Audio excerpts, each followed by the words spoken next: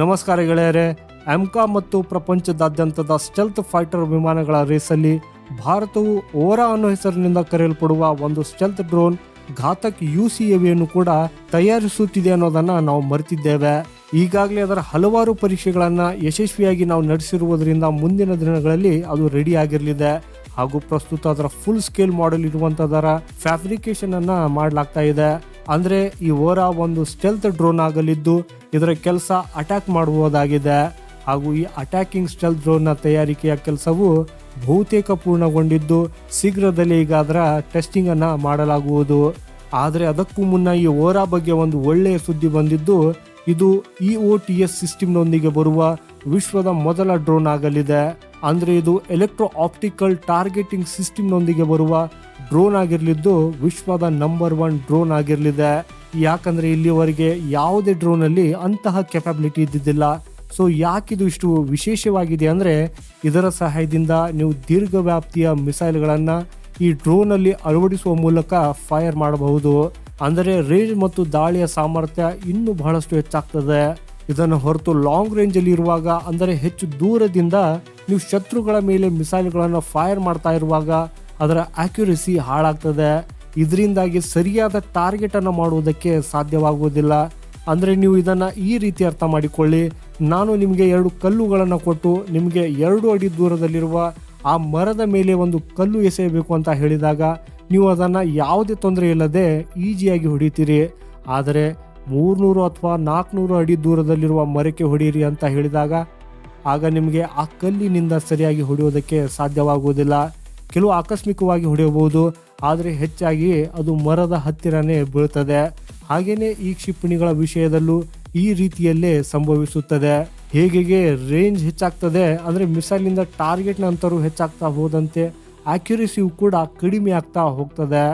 ಆದರೆ ನೀವು EOTS ಅಂದ್ರೆ ನಿಮ್ಮ ಹತ್ರ ಎಲೆಕ್ಟ್ರೋ ಆಪ್ಟಿಕಲ್ ಟಾರ್ಗೆಟಿಂಗ್ ಸಿಸ್ಟಮ್ ಇದ್ರೆ ಆಗ ಈ ಸಂದರ್ಭದಲ್ಲಿ ನಿಮ್ಮ ಮಾರಕ ಸಾಮರ್ಥ್ಯವು ಹೆಚ್ಚಾಗ್ತದೆ. ಅಂದ್ರೆ ರೇಂಜ್ ಹೆಚ್ಚಾಗ್ತದೆ ಹಾಗೂ ಅದರ ಜೊತೆಗೆ ಅಕ್ಯುರಸಿಯು ಕೂಡ ಹೆಚ್ಚಾಗ್ತದೆ. ಸೊ ನಿಮ್ಮಲ್ಲಿ ಒಂದು ಪ್ರಶ್ನೆ ಇರಬಹುದು, ಅಲ್ಲ ಇದು ವಿಶೇಷ ಮತ್ತು ಎಲಿಟ್ ಟೆಕ್ನಾಲಜಿ ಆಗಿರುವಾಗ ಅಮೆರಿಕ ಅಥವಾ ರಷ್ಯಾದಂಥ ದೇಶಗಳು ತಮ್ಮ ಡ್ರೋನ್ಗಳಲ್ಲಿ ಯಾಕೆ ಅದನ್ನ ಅಳವಡಿಸಿಲ್ಲ ಅನ್ನೋದು. ಸೊ ಇದಕ್ಕೆ ಕಾರಣ ಅಂದ್ರೆ ಈ EOTS ಸೈಜ್ ಅಲ್ಲಿ ತುಂಬಾ ದೊಡ್ಡದಾಗಿದೆ. ರಷ್ಯಾ ಮತ್ತು ಅಮೆರಿಕದ ಡ್ರೋನ್ಗಳು ಸೈಜ್ ಅಲ್ಲಿ ಕಾಂಪಿಟೇಟಿವ್ ಇರ್ತಾವೆ. ಈ ದೇಶಗಳು ಎಕ್ಸ್ಪೋರ್ಟ್ ಮಾಡುವುದಕ್ಕಾಗಿ ಅಷ್ಟೇ ತಮ್ಮ ಡ್ರೋನ್ಗಳನ್ನ ತಯಾರಿಸುತ್ತವೆ. ಆದರೆ ಈ EOTS ಸಿಸ್ಟಮು ತುಂಬಾ ದುಬಾರಿ ಆಗಿರುವಂತಹದ್ದಾಗಿದೆ. ಸೊ ಇದರಿಂದಾಗಿ ಡ್ರೋನ್ಗಳ ಟೋಟಲ್ ಕಾಸ್ಟ್ ಕೂಡ ಹೆಚ್ಚಾಗ್ತದೆ.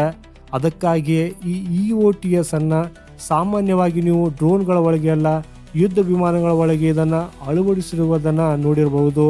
ಆದರೆ ಭಾರತವು ತನ್ನ ಘಾತಕ UCAV ಅಂದ್ರೆ ಓರಾ ಒಳಗೆ ಅದನ್ನ ಅಳವಡಿಸಲಿದೆ ಹಾಗೂ ಯುದ್ಧ ವಿಮಾನಗಳಂತೆ ಅಕ್ಯುರೇಸಿಯನ್ನು ಕೂಡ ಇದು ಒದಗಿಸುತ್ತದೆ.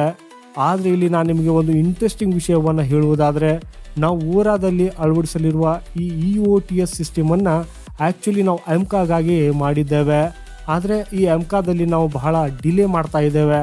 ಅದಕ್ಕಾಗಿಯೇ ನಮ್ಮ ವಿಜ್ಞಾನಿಗಳು ಏನು ಯೋಚನೆ ಮಾಡಿದ್ರು ಅಂದ್ರೆ ಈ ಎಲಿಟ್ ಟೆಕ್ನಾಲಜಿ ಸದ್ಯಕ್ಕಂತೂ ನಮ್ಮ ಎಮ್ಕಾದಲ್ಲಿ ಉಪಯೋಗ ಆಗ್ತಾ ಇಲ್ಲ, ಯಾಕೆ ನಾವು ಅದನ್ನ ಓರಾದಲ್ಲಿ ಬಳಸಿ ಅದರ ಲಾಭವನ್ನು ಪಡೆದುಕೊಳ್ಳಬಾರದು. ಹಾಗೂ ಗೆಳೆಯರೆ, ಇದು ವಿಜ್ಞಾನಿಗಳ ಒಳ್ಳೆಯ ಯೋಚನೆ ಆಗಿದ್ದು ಇದರಿಂದಾಗಿ ಓರಾ ಈಗ ಸ್ಟೆಲ್ತ್ ಕೆಪಾಬಿಲಿಟಿಯನ್ನು ಹೊಂದಿರುವಂತ ವಿಶ್ವದ ನಂಬರ್ 1 ಡ್ರೋನ್ ಆಗಲಿದೆ. ಸೊ ಇದರಿಂದ ನೀವು ಯೋಚನೆ ಮಾಡಬಹುದು, ಯಾವುದೇ ಪೈಲಟ್ನ ಜೀವಕ್ಕೆ ಅಪಾಯವಾಗದಂತೆ ನಾವು ನಮ್ಮ ಸ್ಟೆಲ್ತ್ ಡ್ರೋನ್ ಅನ್ನ ಪಾಕಿಸ್ತಾನ ಅಥವಾ ಚೀನಾದೊಳಗೆ ಸೈಲೆಂಟ್ ಆಗಿ ಕಳಿಸಿ ಅಲ್ಲಿ ಸರ್ಜಿಕಲ್ ಸ್ಟ್ರೈಕ್ ಮಾಡಬಹುದು ಹಾಗೂ ಅಲ್ಲಿ ಬಾಂಬ್ ಇಳಿಸಿ ಯಾರು ಹೋದ್ರು ಅನ್ನೋದನ್ನ ಇನ್ನೊಬ್ಬ ವ್ಯಕ್ತಿಗೆ ಗೊತ್ತಿಲ್ಲದಂತೆ ನಾವು ಹಿಂತಿರುಗುತ್ತೇವೆ. ಅದನ್ನು ಕೂಡ ಎಷ್ಟು ಅಕ್ಯುರೇಸಿಯೊಂದಿಗೆ ಅಂದ್ರೆ ಅಲ್ಲಿ ಯಾವುದೇ ನಾಗರಿಕರು ತಮ್ಮ ಪ್ರಾಣವನ್ನ ಕಳೆದುಕೊಳ್ಳುವುದಿಲ್ಲ. ಇದರಿಂದ ಭಯೋತ್ಪಾದಕರು ಅಷ್ಟೇ ಕೊಲ್ಲಲ್ಪಡ್ತಾರೆ. ಇದು EOTS ಮತ್ತು ಭಾರತದ ಮುಂಬರುವ ಸ್ಟೆಲ್ತ್ ಡ್ರೋನ್ನ ಸಾಮರ್ಥ್ಯ. ಹಾಗೂ ಗೆಳೆಯರೆ, ಈ ಚಾನೆಲ್ ಅನ್ನ ಸಬ್ಸ್ಕ್ರೈಬ್ ಮಾಡಿ, ಯಾಕಂದ್ರೆ ಮುಂಬರುವ ಕೆಲವು ದಿನಗಳಲ್ಲಿ ಇದರ ಬಗ್ಗೆ ದೊಡ್ಡ ದೊಡ್ಡ ಸುದ್ದಿ ಬರಲಿದ್ದು ಇದರ ಟೆಸ್ಟಿಂಗ್ ಯಾವಾಗ ಬೇಕಾದರೂ ಆಗಬಹುದು. ಸೊ ಆ ಮಾಹಿತಿಯನ್ನ ನೀವು ನಮ್ಮ ಈ ಪ್ರಚಾ ಇನ್ಫೋ ಚಾನೆಲ್ ಅಲ್ಲಿ ಪಡೆಯಲಿದ್ದೀರಿ. ಸೊ ಗೆಳೆಯರೆ, ಮಾಹಿತಿ ಇಷ್ಟವಾದರೆ ವಿಡಿಯೋನ ಲೈಕ್ ಮಾಡುತ್ತಾ ಕಮೆಂಟ್ ಬಾಕ್ಸ್ ಅಲ್ಲಿ ನಿಮ್ಮ ಅಭಿಪ್ರಾಯವನ್ನ ತಿಳಿಸಿ. ಅಲ್ಲಿವರೆಗೂ ವಂದೇ ಮಾತರಂ, ಭಾರತ್ ಮಾತಾ ಕಿ ಜೈ.